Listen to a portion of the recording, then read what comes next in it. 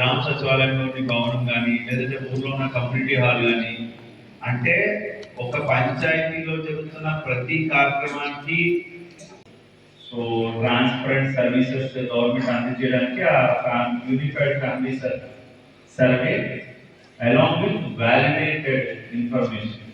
అంటే అందులో ఏ ఇన్ఫర్మేషన్ వాళ్ళ ఫోన్ నెంబర్ కరెక్ట్గా తీసుకోవాలి. చూడండి, ఇప్పుడు మనకి ఐడియాస్ లో చాలా చోట్ల మనకి ఏంటంటే కొన్ని పాత పనిచేసిన వాలంటీర్ ఫోన్ నెంబర్ ఉండిపోయింది, లేదంటే వాళ్ళ కొడుకు మనవాడి ఫోన్ నెంబర్ ఉంటుంది, అతను రిప్లై చేస్తాడు వాళ్ళ పెన్షనర్ సంబంధించిన ఫీడ్బ్యాక్.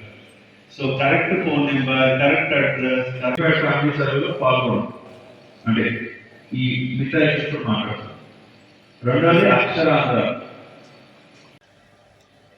అయితే ఆ పని మీరు ఆన్లైన్ లో చేయాలి. యాప్ ఉంది, ఈ యాప్ లో వాటిని రిజిస్టర్ చేయడం, ఆ వారి కూలీలు కావచ్చు అండ్ మగవాళ్ళు కావచ్చు, లేదంటే మహిళా సంఘాల వాళ్ళు కావచ్చు.